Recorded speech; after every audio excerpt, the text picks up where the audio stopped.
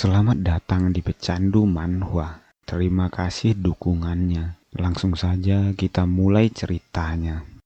Di part sebelumnya, Yunwen berlatih pedang kepada Heavenly Demon. Setelah berlatih pedang, dia bertemu dengan Dugu Hentian. Dugu Hentian bergumam mengatakan, "Jika aku tidak bisa mengalahkannya, ini adalah satu-satunya cara." Lalu dia tersenyum lebar berkata kepada Yunwen, "Jika kamu berencana untuk tinggal di asosiasi Pedang Utara, kami bisa membuat Singomga baru jika kamu mau." Mendengar itu, Yunwen terlihat kesal bergumam, haruskah dia menguji Dugu Hentian? Lalu dia tersenyum lebar berkata, "Tidak perlu membuat yang baru. Kosongkan saja yang lama jika Anda mau." Mendengar itu, Dugu Hentian hanya terdiam terlihat kesal, tapi tiba-tiba dia tersenyum lalu mengatakan, "Haruskah aku membuangnya?"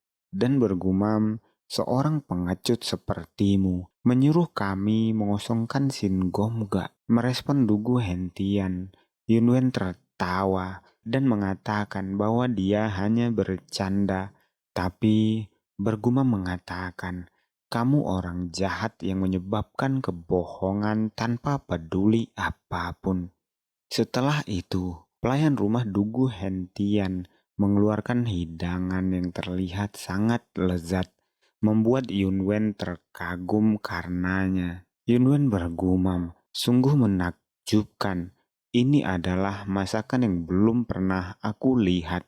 Aku hidup sebagai kaisar dan makan makanan kerajaan 3 kali sehari. Sungguh menakjubkan melihat makanan eksotis seperti ini. Dugu Hentian pasti menjalani kehidupan yang sangat mewah." Setelah makanan dihidangkan, Dugu Hentian berkata kepada Yunwen, "Aku menjamin masakan Singomga kami, dan mereka bahkan lebih baik dari koki istana." Mendengar itu, Yunwen terlihat kesal, menyatukan kedua tangannya, tertawa dan berkata, "Benarkah?" Lalu Yunwen dengan raut serius bertanya, "Apakah Anda benar-benar berencana menaklukkan faksi demonik?" Menjawab itu, Dugu Hentian mengatakan, "Itu sudah diputuskan dengan suara terbanyak dan semua anggota seniman bela diri menginginkannya. Jadi, tidak ada pilihan lain selain mengikutinya." Mendengar itu, Yunwen bergumam, "Bajingan menjijikkan." Lalu dia berkata, "Jadi, bagaimana rencana Anda untuk menaklukkan faksi demonik? Apakah Anda mempunyai strategi?" Dugu Hentian terlihat berpikir dan berkata, "Pertama, Sekte Muhwa perlu didirikan. Aku sudah memikirkannya setidaknya selama 1 tahun terakhir ini." Lalu dia mengambil makanan dengan sumpit yang baru diambilnya, sembari mengatakan markas utama mereka berada di Hyangju, namun sekte rahasia tersebar di mana-mana. Untuk mencabutnya sepenuhnya mungkin memerlukan waktu yang lebih lama. Mendengar itu, Yunwen berkata, "Jadi, setelah faksi demonik dihapus seutuhnya, akankah sekte Muhwa bubar setelah itu?" Mendengar itu, Dugu Hentian memasang raut serius, lalu tersenyum, berpikir, "Orang ini, apakah dia sedang mengujiku?" Lalu dia berkata, "Ya, kita harus memutuskannya ketika saatnya tiba.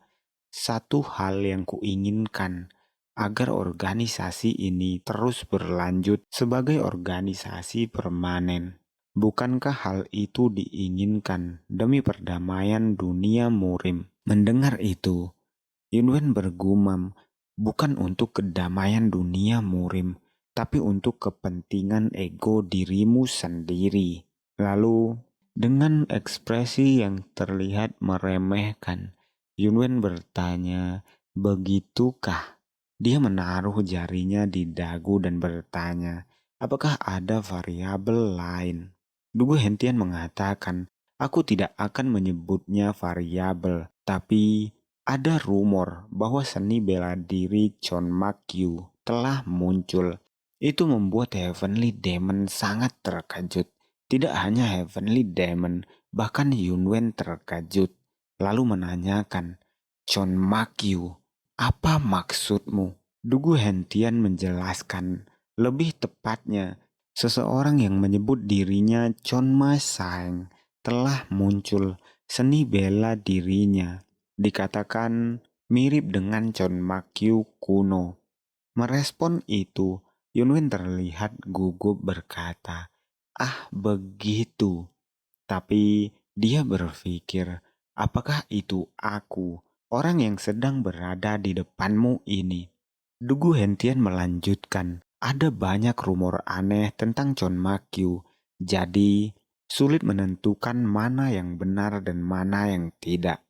Kata-kata Dugu Hentian membuat Heavenly Demon berdeham, dan Yunwen melirik ke arahnya, bertanya, "Mengapa? Apakah ada sesuatu yang kamu curigai?"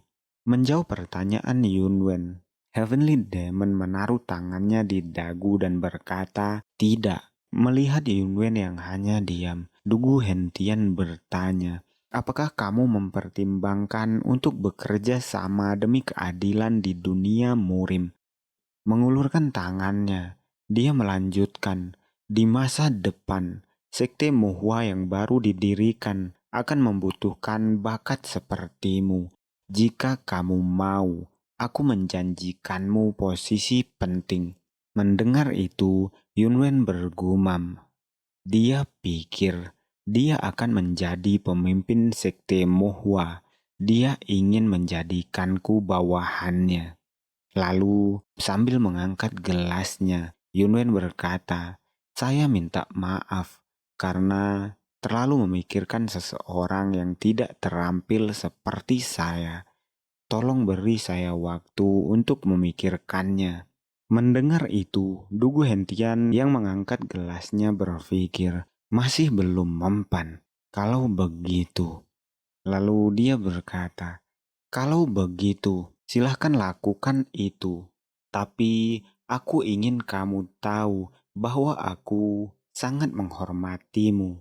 Lalu dia menjentikan jarinya, seolah mengirimkan kode kepada seseorang, membuat Yunwen bertanya-tanya. Setelah jentikan jarinya, terlihat kaki seorang wanita mendekati mereka. Itu adalah Dugu Sulan. Dia menyapa ayahnya dan berkata, "Ayah, aku ini perempuan.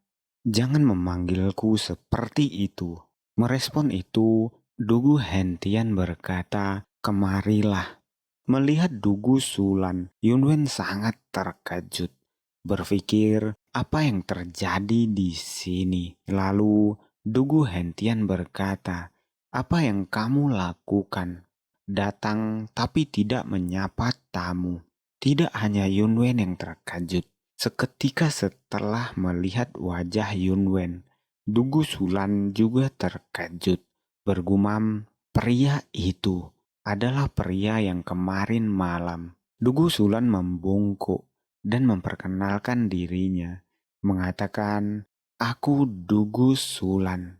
Melihat Dugu Sulan yang menyapanya, Yunwen bangun dari kursinya sembari bergumam, apakah dia akan keluar seperti ini? Lalu Yunwen juga membungkukkan tubuhnya, menyapa Dugu Sulan, memperkenalkan dirinya, dan mengatakan, "Suatu kehormatan bertemu dengan wanita cantik sepertimu." Mendengar itu, Dugu Hentian salah mengerti, terkejut, lalu tersenyum tipis, meminta anaknya untuk duduk bergabung bersama mereka. Lalu, sembari memegang pundak Dugu Sulan, Dugu Hentian berkata, "Bagaimana?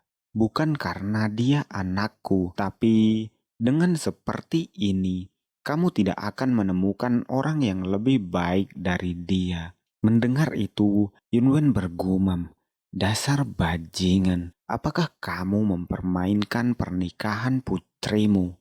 Lalu Yunwen terlihat tersipu dan berkata, "Saya sudah melihat banyak keindahan di Gangho, tapi kecantikan murni seperti Dugu Sulan adalah yang pertama." Kata-katanya membuat Dugu Sulan tersipu malu.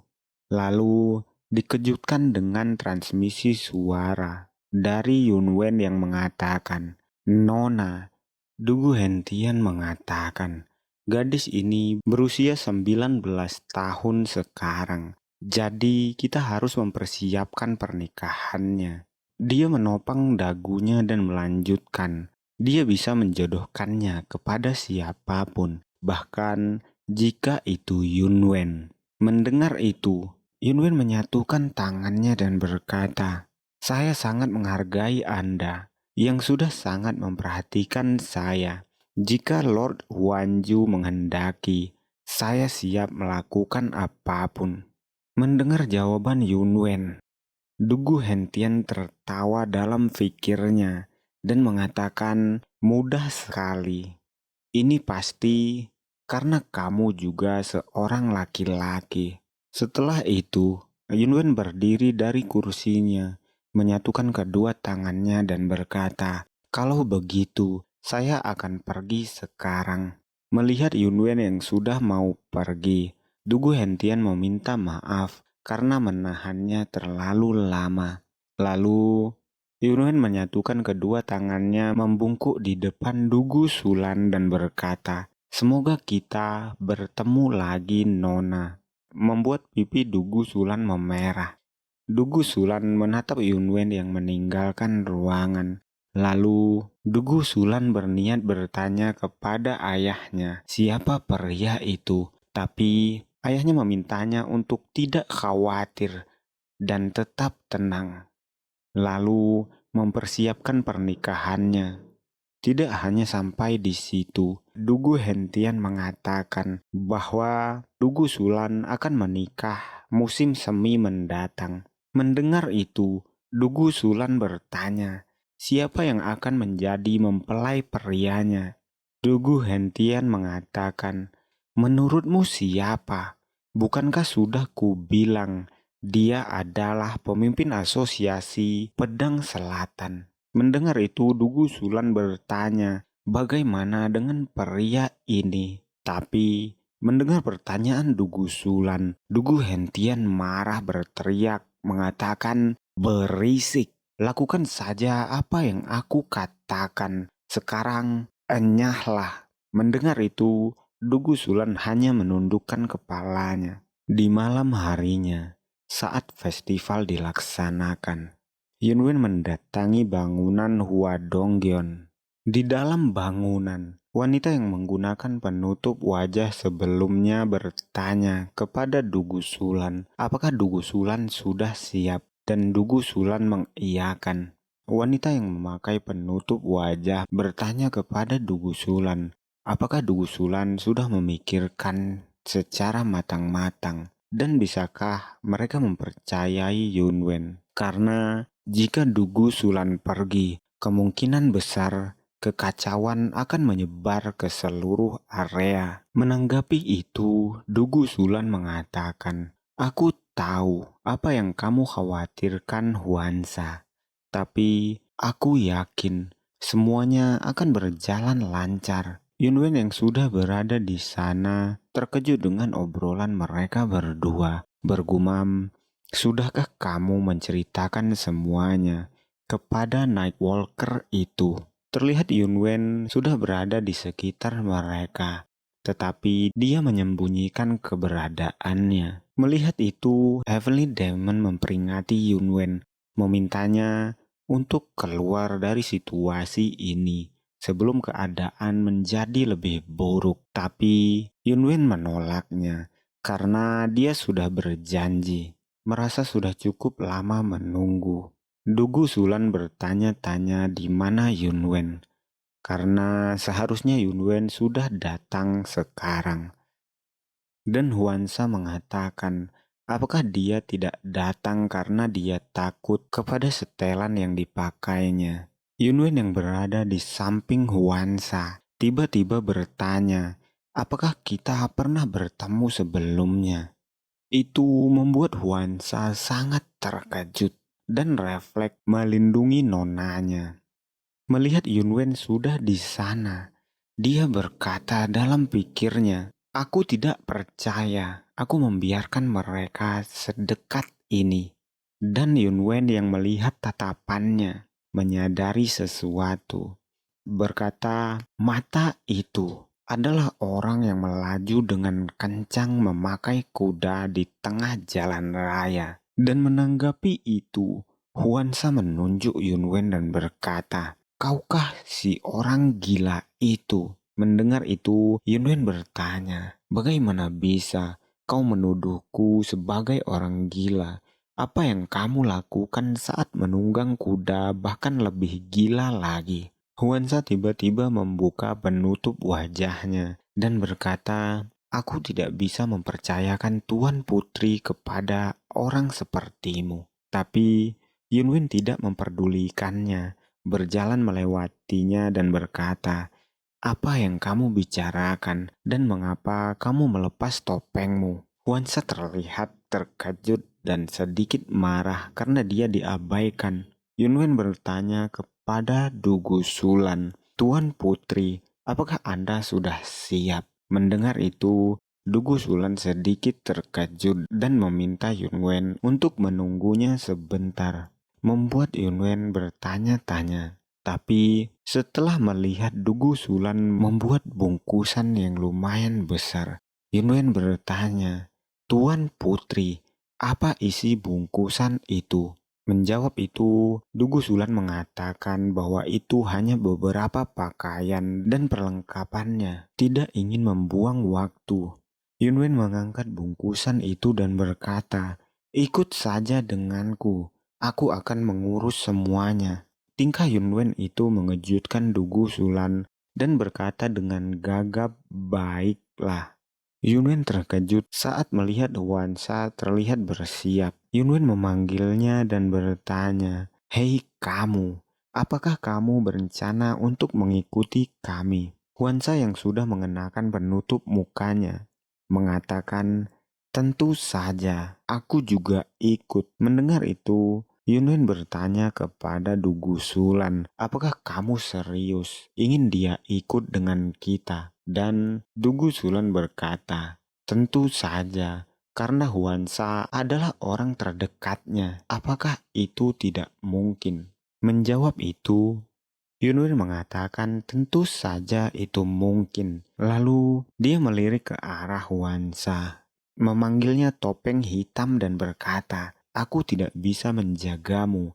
Jadi jangan buat aku kesulitan." Merespon kata-kata Yunwen, Huansa terlihat marah mengatakan, "Aku akan mengurus diriku sendiri. Kamu harus bertanggung jawab atas kata-kata yang kamu ucapkan." Tapi Yunwen mengabaikannya, membuatnya hanya terdiam. Lalu bergumam, "Dia pasti seorang master karena dia bisa mendekatiku tanpa mengeluarkan suara. Tapi aku bernasib buruk." Lalu dia memanggil Yunwen dan bertanya apa rencananya, karena tidak mungkin pergi tanpa rencana. Menanggapi pertanyaan Huansa, Yunwen menoleh dan bertanya balik, "Sebuah rencana? Rencana apa? Tinggal pergi saja." Melihat Yunwen yang terlalu mengentengkan situasi, Huansa mengatakan, "Meskipun kita tidak perlu saling bantu, tapi Tuan Putri tidak tahu seni bela diri." Mendengar itu, Yunwen mengatakan, "Benarkah? Tapi tetap saja, itu tidak masalah. Aku tinggal menggendong Tuan Putri, jadi itu sudah cukup." Masih ngeyel, Huansa mengatakan, "Bahkan jika itu kamu tidak bisa menghindari penyergapan di dekat Suajeon dengan Tuan Putri di pelukanmu. Tentu saja, kamu tidak mengetahui informasi itu." Memikirkan kata-kata Huansa, Yunwen setuju, mengatakan itu masuk akal. Lalu Dia memanggil Dugu Sulan, memintanya untuk mendekat, membuat Dugu Sulan bertanya, "Ada apa?" Saat Dugu Sulan mendekat, Yunwen memegang dagunya, membuat pipi Dugu Sulan memerah. Melihat itu, Huansa berteriak, bertanya, "Apa yang sedang kamu lakukan?" Yunwen menatap wajah Dugu Sulan, lalu bertanya kepada Heavenly Demon, apakah dia bisa merubah wajah Dugu Sulan. Dengan santai Heavenly Demon menjawab, tentu saja, tapi itu hanya akan bertahan tidak lama. Mendengar jawaban Heavenly Demon, Yunwen tersenyum lalu mengatakan, itu sudah cukup. Lalu Yunwen mengangkat tangannya dan berkata, dengarkan baik-baik apa yang akan kukatakan mulai dari sekarang, Nona Sulan, dan kamu Huansa. Dengarkan juga." Melihat Yunwen berkata begitu, Huansa terlihat marah dan bergumam, mengatakan Yunwen sangat tidak sopan, padahal dia tahu bahwa orang yang di depannya adalah Tuan Putri. Tapi Dugu Sulan malah tersipu dan berkata dalam pikirnya, entah bagaimana, aku tidak tersinggung sama sekali. Yunwen mengangkat jarinya, lalu berkata, aku akan mengubah wajah Nona Sulan mulai sekarang, membuat mereka berdua terkejut. Lalu Yunwen mengatakan, aku akan mengubah wajahmu menjadi wajah orang lain. Lalu kamu akan berjalan pergi dengan tenang bersama Huansa. Setelah kita keluar dari Suwajon, aku akan menggendong Nona Sulan dan lari. Apakah kalian mengerti? Yunwen lanjut mengatakan, pengawasan difokuskan di Suwajon, bukan di wilayah lain. Selain itu, karena ada jamuan makan hari ini, keamanannya akan semakin santai. Mendengar wajahnya akan dirubah, Dugu Sulan bertanya, kamu akan merubah wajahku. Apakah itu mungkin? Yunwen mengatakan bahwa itu mungkin, tetapi Dugu Sulan mengatakan bahwa dia tidak ingin wajahnya dirubah. Dan Yunwen menjelaskan bahwa wajahnya berubah hanya untuk sementara. Memahami Yunwen yang akan merubah wajah Dugu Sulan, Huansa bertanya, apakah kamu berpikir untuk menggunakan teknik pengubah wajah? Dan Yunwen menjawab, kamu mengetahuinya dengan baik, itu sudah cukup. Tapi marah mengatakan, Tuan Putri tidak tahu seni bela diri. Menanggapi itu, Yunwen berkata, aku tahu seni bela diri, itu sebabnya aku memintamu untuk mendengarkanku. Lalu Yunwen meminta mereka untuk memanggil salah satu pelayan istana, seseorang yang sering mengunjungi sekitar Suwajon, karena dia perlu melihat wajahnya. Setelah persiapan selesai, aku akan menunjukkan teknik yang luar biasa. Yunwen mengatakan itu sembari tersenyum tipis, terlihat sangat percaya diri. Beberapa saat kemudian, seorang pelayan datang dan bertanya kepada Huansa, ada apa? Dan Huansa mengatakan bahwa mereka meminta waktunya sebentar, dan Huansa meminta maaf karena mengganggunya saat sudah larut. Huansa memintanya untuk berdiri di sana sebentar. Yunwen ada di sana, menyembunyikan keberadaannya. Tapi Huansa bertanya-tanya apakah ini akan berhasil.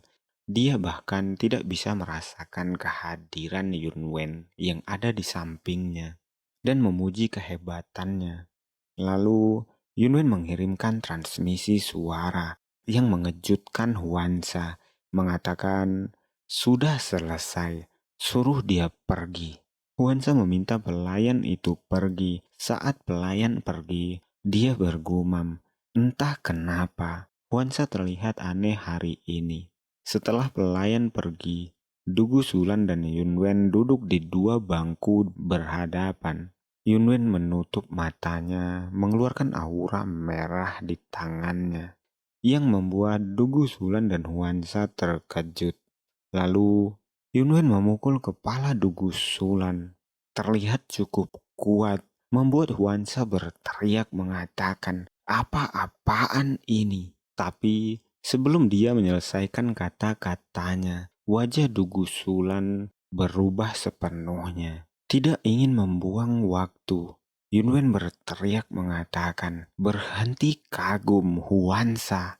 Rapikan pakaian dan rambutnya. Ayo kita pergi sekarang." Huansa dan Dugu Sulan mulai berjalan keluar bangunan. Huansa bertanya, apakah nonanya baik-baik saja, tapi seolah tidak menyadari situasi.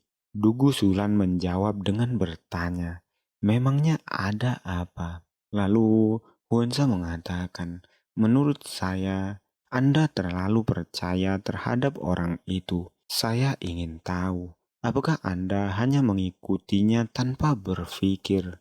Tapi Dugu Sulan menanggapi itu dengan tertawa dan bertanya, apakah seperti itu kelihatannya?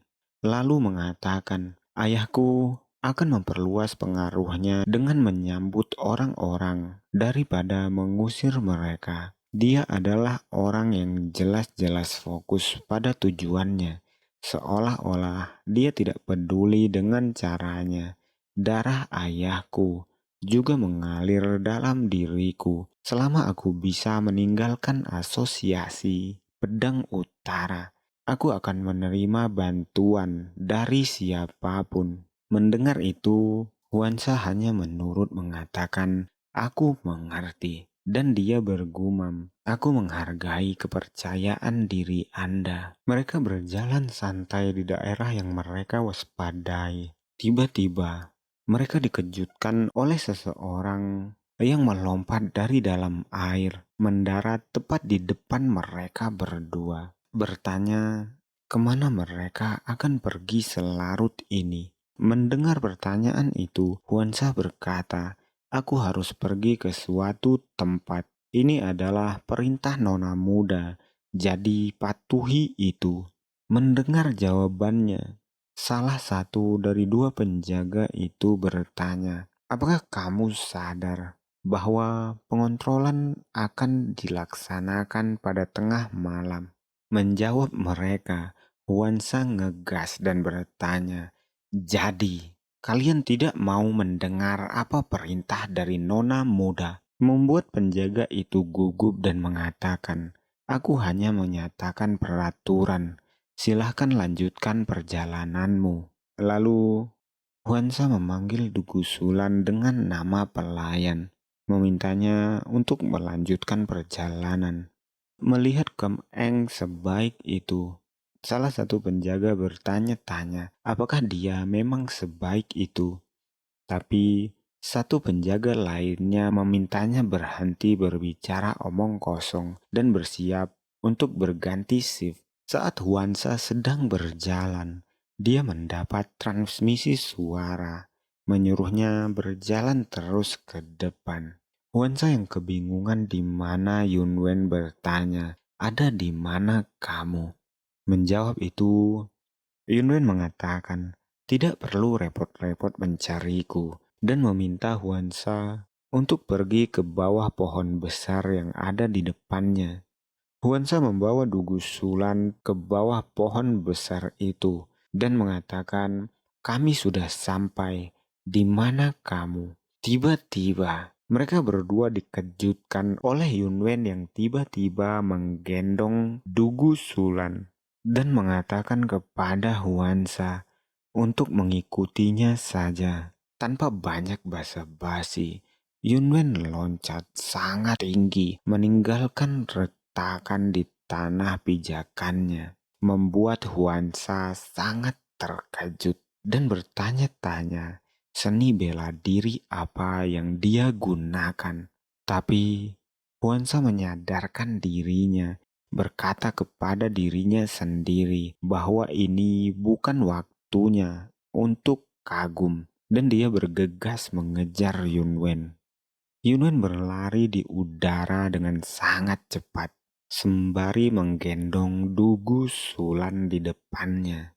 Membuat Dugu Sulan terlihat sangat kagum memandang wajah Yunwen dan bergumam, bau tubuhnya enak. Yunwen berkata, "Tuan Putri, apakah kamu punya tempat yang ingin kamu kunjungi?" Pertanyaan itu membuat Dugu Sulan terkejut dan berkata, "Pertama-tama, mari kita coba memahami hal ini dengan pikiran terbuka." Mendengar itu, Yunwen berkata, "Apakah kamu berbicara tentang makam Guandi, markas para pengemis?" Dan Dugu Sulan mengiyakan, mengatakan, "Karena aku mempunyai koneksi dengan Master Taesang." Menanggapi itu, Yunwen mengatakan, "Aku mengerti." Lalu dia tersenyum dan mempercepat larinya.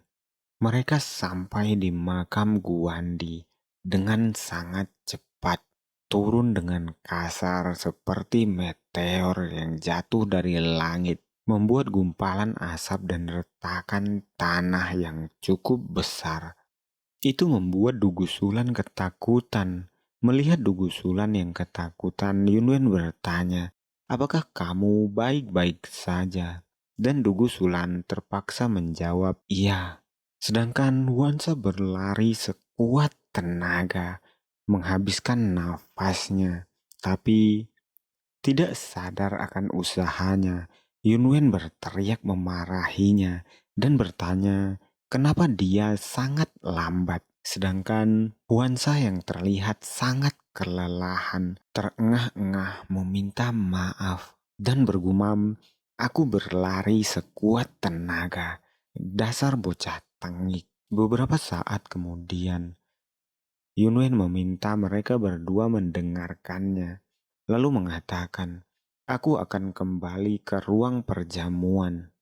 Mendengar itu, Dugu Sulan bertanya, apakah Yunwen datang ke sini saat jamuan makan? Dan Huansa memujinya, mengatakan bahwa dia cukup berani.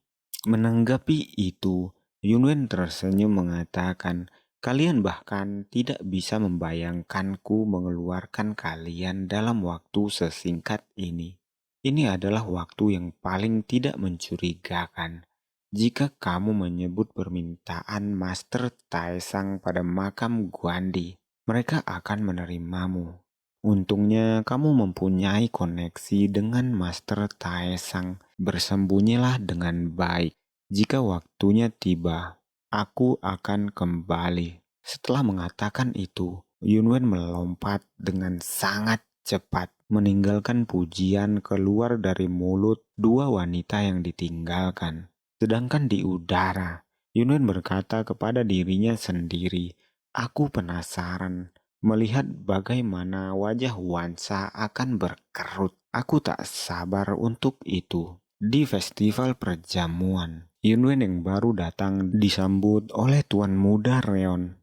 Tuan Muda Reon mengatakan, "Kemana saja kamu? Kenapa baru datang?